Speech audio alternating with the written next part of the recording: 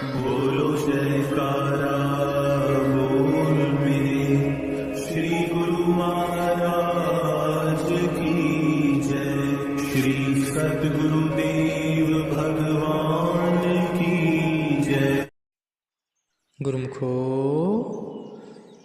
जब श्री राम राज्य हो गया और सब लोग सुखपूर्वक रहने लगे, तब एक दिन श्री भगवान जी ने सोचा कि जिस उद्देश्य के लिए निमित्त संसार में हमारा आना हुआ था, वह उद्देश्य पूरा हो गया है। पृथ्वी से राक्षसों का बोझ उतर गया है, गौ ब्राह्मण की रक्षा हुई है और देवता व मुनिजन सुखी हो गए। परंतु एक आवश्यक कार्य अभी करना बाकी रहता है। वह यह है कि अयोध्या के लोग यह समझ रहे हैं कि उनकी नगरी में श्री राम जी का अवतार है, इसलिए उनको भजन बंदगी की आवश्यकता नहीं। वे आपसे आप ही भवसागर से पार हो जाएंगे, लेकिन यह उनकी भूल है। इस भूल को दूर करके उनको ठीक मार्ग पर लाना भी हमारा कर्तव्य है। ऐसा सोचकर एक दिन सब नगरवासियों को बुलाया। आज्ञा मिलते ही सब अयोध्यावासी आ गए। उनमें कुल के गुरु, पुरोहित, ब्राह्मण, मुनि तथा जनता के सब लोग थे। भगवान ने अपने वचन इन शब्दों से आरंभ किए कि ये मेरे नगरवासियों, मेरी वाणी को सुनो। मैं अपने हृदय में कुछ ममता रखकर नहीं कहता हूँ और न ही कुछ आप पर अपनी प्रभुताई प्रकट करने का विचार है। मेरे वचनों को सुन लो, उनमें जो तुमको अच्छा लगे सो करो, पर साथ ही इस बात को भी ध्यान रखो कि मेरा प्रिय और मेरा सेवक वही है जो मेरी आज्ञा मानेगा। हे भाइयों, अगर मैं कुछ अनीति की बात कहूँ तो बेशक मेरा भय त्याग कर मुझे रोक सकते हो। यह आपको खुली आज्ञा है। आपको जिस निमित्त बुलाया गया है उसमें मेरा अभिप्राय है, उसको ध्यान देकर सुनो। यह मनुष्य का शरीर अति उत्तम भाग्यों से मिलता है, जो कि देवताओं को भी प्राप्त होना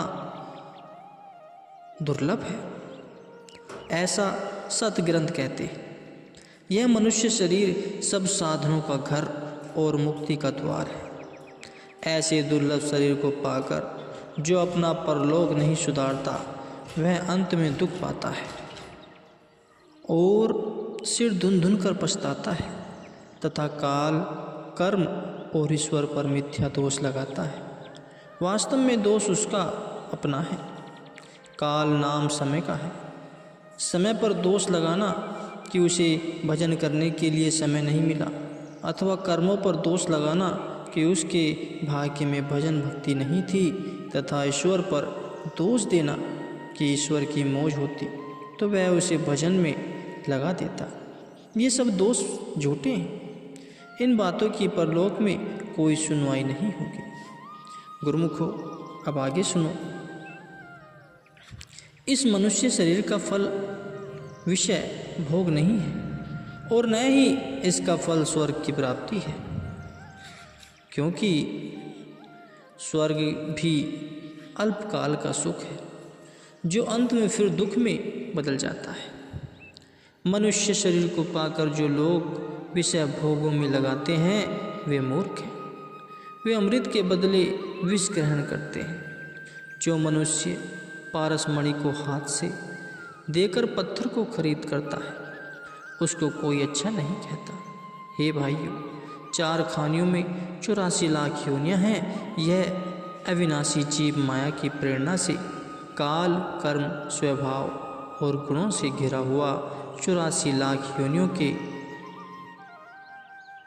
योनियों में भ्रमण करता अर्थात घूमता रहता है। इन नीच योनियों के अंदर इस भटकते हुए अविनाशी जीव को, जो कि ईश्वर का ही अंश है, वह ईश्वर दया करके अपने अंश को अपने साथ मिलाने के लिए उसे मनुष्य शरीर प्रदान करता है। ऐसी बिना कारण के स्वाभाविक कृपा जब इस पर हो जाती है तो यह बड़े भाग्यों की बात है। फिर कहते हैं, भाइयों, यह मनुष्य शरीर संसार रूपी सागर से पार होने के लिए एक नौका है और मेरी कृपा इस नौका को पार कर के ले जाने के लिए अनुकूल हवा है तथा सतगुरु इस नौका के मल्लाह है। ऐसा सहयोग मिलना बड़ा ही दुर्लभ होता है। भगवान फरमाते हैं कि मनुष्य शरीर अनुकूल पवन और सतगुरु मल्लाह रूप ऐसे दुर्लभ सहयोग को पाकर भी जो भव से पार होने का यत्न नहीं करता वह कृतधन्य और मंद बुद्धि है, आत्मघाती की गति को पाता है। भव सागर से पार करने की जिम्मेवारी ही संत सद्गुरु को कुदरत की तरफ से सौंपी गई है, क्योंकि उन्होंने अपनी कृपा को अनुकूल पवन बताया है और संत सद्गुरु को मल्लाह कहा है। अब हर आदमी अपने दिल में खुद विचार कर सकता है कि क्या केवल अनुकूल पवन के आधार पर कोई नौका पर बैठ सकता है? इसका उत्तर मिलेगा कदापि नहीं। वास्तव में हर विचारवान आदमी तभी नौका में बैठने के लिए तैयार होता है जबकि उस नौका पर मल्लाह मौजूद हो। इसका अर्थ यह हुआ कि केवल संत सद्गुरु ही इस मनुष्य रूप नौका को संसार सागर से पार लगा सकते हैं। इसके साथ साथ भगवान ने यह भी फरमाया है कि जो मनुष्य ऐसे दुर्लभ सहयोग को पाकर भी पार उतरना नहीं चाहता, अर्थात इस सुअवसर से लाभ उठाकर सतगुरु के वचन के अनुसार भक्ति की कमाई पूरी तरह नहीं करता, वह बड़ा ही भाग्यहीन है। कहा जाता है कि जब चार कृपा इस जीव पर होती हैं तब इसका कल्याण होता है। पहली कृपा ईश्वर, दूसरी कृपा संत कृपा, तीसरी गुरु कृपा और चौथी जीव की अपनी कृपा।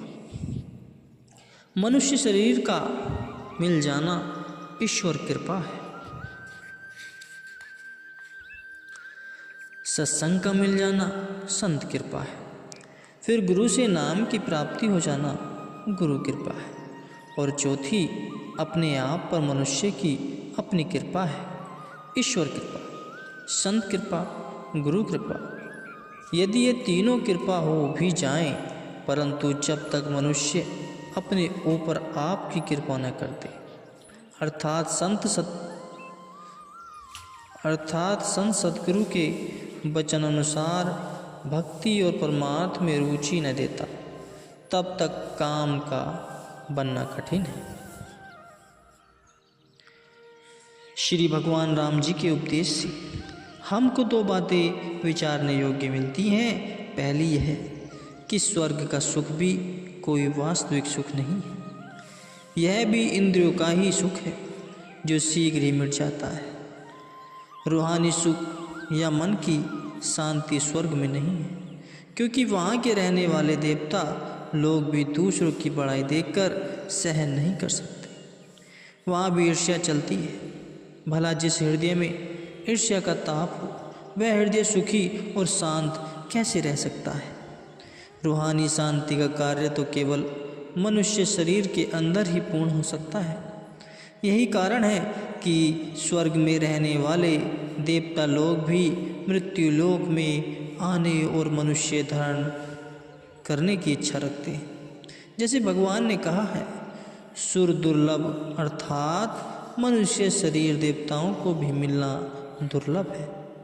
अब सोचना चाहिए कि यह मनुष्य अपनी हस्ती से कितना भूला पड़ा है, जो बार बार स्वर्ग ही रट लगाए रहता है। संतों का मार्ग इतना महान व ऊंचा मार्ग है कि उस पर चलने वाला जीव अगर अपने मार्ग से गिर भी जाए तो वह गिरता गिरता भी स्वर्ग में ही गिरेगा।